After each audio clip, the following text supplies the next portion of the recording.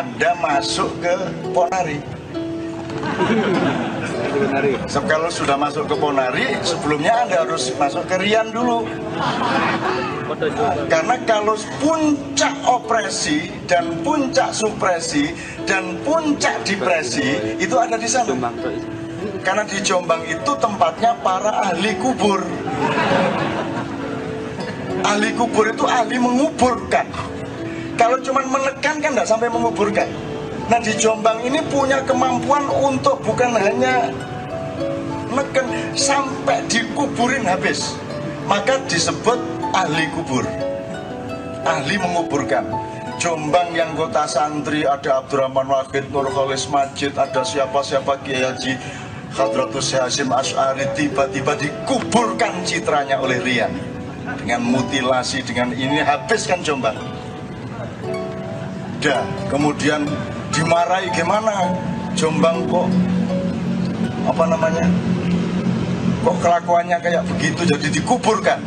Belum selesai dikuburkan oleh Rian, dikubur lagi oleh Ponari.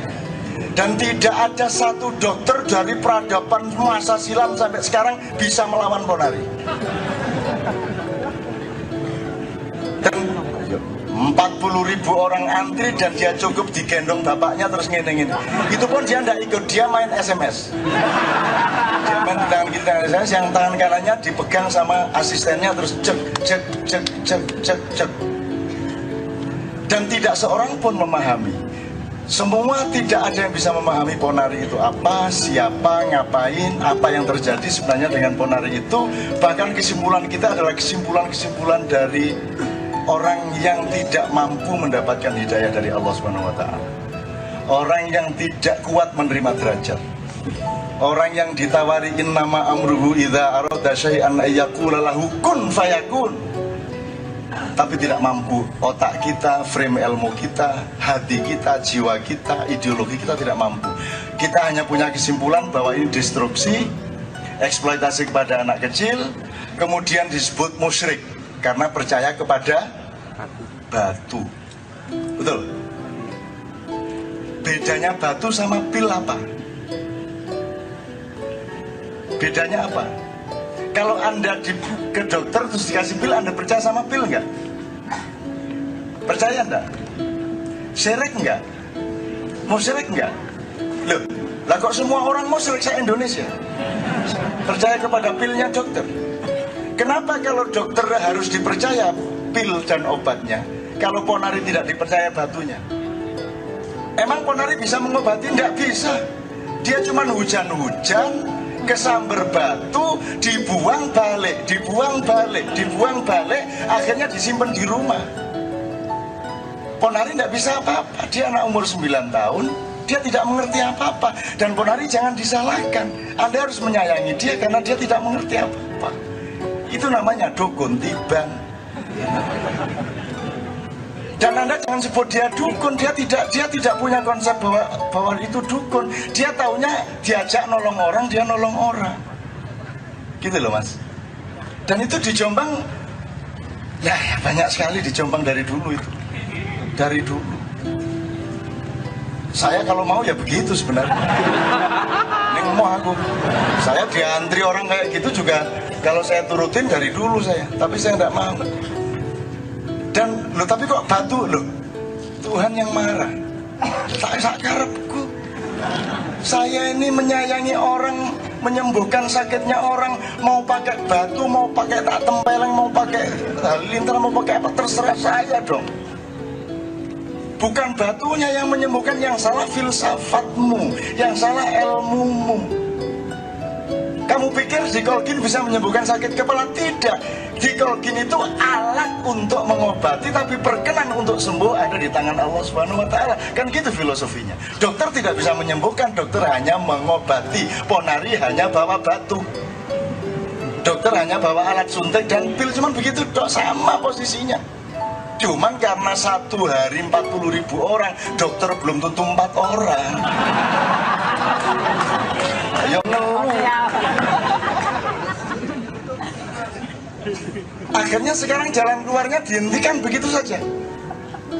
Dihentikan begitu saja. Oh kalau gitu akan jadi udun nih.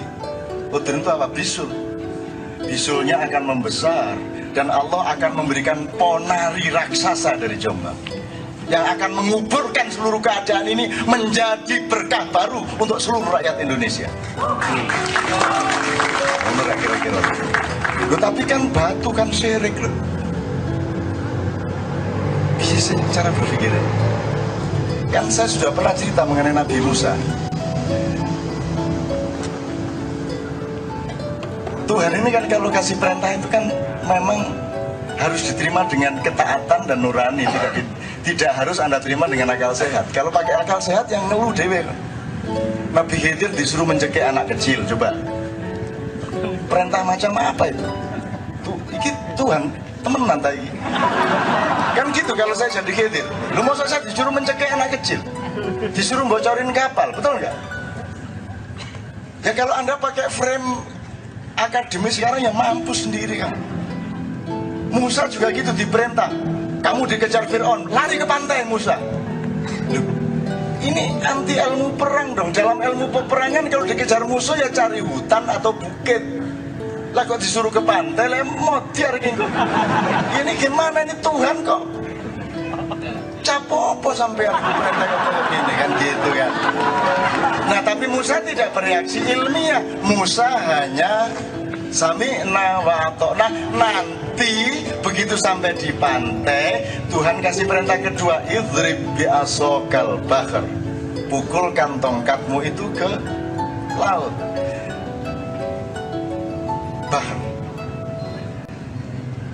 Tidak, idrib bi'asoka, pukullah dengan tongkatmu laut. Kalau yang hajar itu yang batu kemudian memancarkan air. Hajar itu air, kalau bahr itu laut. Bahrudin itu lautnya agama. Kalau Brakotin itu kalau itu Mudin di tempat saya. Terus nanti ilmuwan mengatakan, oh tongkat itu kalau dipulkan di air, terus airnya membelah. Kesimpulan ilmiah gitu kan, empiris tuh kecelek kan. Itu membelah ya pas itu dok. Kalau besoknya Musa ngenang ini ya gak belah-belah banyu kok goblok kon ini. Itu berlaku hanya ketika Tuhan mengendaki air terbelah, ketika dia memerintahkan terbelah. Jadi bukan kesimpulannya adalah tongkat itu bisa membelah air laut, salah. Batunya ponari bisa menyembuhkan orang, salah. Tapi bahwa orang sembuh itu bukan karena batunya, tapi karena perkenan Allah. Betul enggak? Bahwa air membelah bukan karena tongkatnya, tapi karena perkenanan Allah. Jadi syirik tidak tergantung batunya, tidak tergantung tongkatnya, tergantung benar nggak konsepmu mengenai apa batu dan siapa Allah. Kan begitu. Di situ letaknya syirik tidak di batu tapi di dalam dirimu sendiri. Nah sebelum sampai ke pantai, di tengah-tengah dia dikejar, memimpin pasukan, dikejar pasukan Fir'aun, Musa sakit perut, melengkung ini, nah, senek nih loh. Waduh, ya Allah, aduh, wis gak iso melayu. Ya Allah, kok tega-teganya, kayak sudah capeknya kayak gini masih dikasih sakit perut, ya supaya kamu itu ingat aku, nah, kata Tuhan gitu. Ya sudah saya mohon disembuhkan ya Allah. Ya gampang, aku maha kuasa. Sekarang kamu lari ke bukit sana ada pohon, ambil daunnya kamu makan sembuh, kata Allah. Nabi Musa naik ke bukit dengan setengah mati, baru nyentuh daun perutnya sembuh. Waduh matur nuwun, sampai tenang jenengan ya, stop, turun lagi, pasukan siap berangkat. Begitu berangkat 3 langkah, ada sakit lagi. Musa langsung lari lagi ke atas bukit, dia ambil daun, dia makan sampai 15 lembar, tidak sembuh-sembuh. Mengering ini. Ya apa karep sampean? Terus katanya tadi kalau saya sakit perut suruh naik bukit, suruh makan daun, ini sudah 15 daun sampai sepet gitu loh. Kok tidak sembuh-sembuh? Gusti Allah nguyuh. Cekikian. Bahasa Nabi goblok. Katamu terus kata Allah gitu ya, itu cara ludruk menceritakan, bukan bener-bener Allah ketawa, enggak ya, itu cara ludruk rek, Jombang rek, tak kubur temen-temen. Yang bilang daun menyembuhkan perutmu itu siapa? Nah, tadi katanya suruh naik bukit loh. Saya tuh mau nyuruh kamu naik bukit, mau nyuruh kamu selulup, mau nyuruh kamu benturkan kepala ke batu, terserah saya. Cara saya menyembuhkan tuh terserah saya. Mau pakai daun, mau pakai batu, pakai apa terserah saya. Dan yang menyembuhkan kamu itu bukan daun, bukan batu, tapi otoritas saya. Jadi tahu nggak bedanya kamu waktu sakit perut pertama sama sakit perut kedua? Yang pertama kamu, ya Allah berilah aku kesembuhan. Yang kedua kan kamu nggak minta, langsung nyelorot melayu mendokong, nggak jaluk kok. Karena kamu seperti dokter-dokter dan ilmuwan modern besok-besok, kamu pikir kalau aku memerintahkan ambil itu daun, terus kamu menyimpulkan konklusi titik 2, daun menyembuhkan sakit perut. Goblok.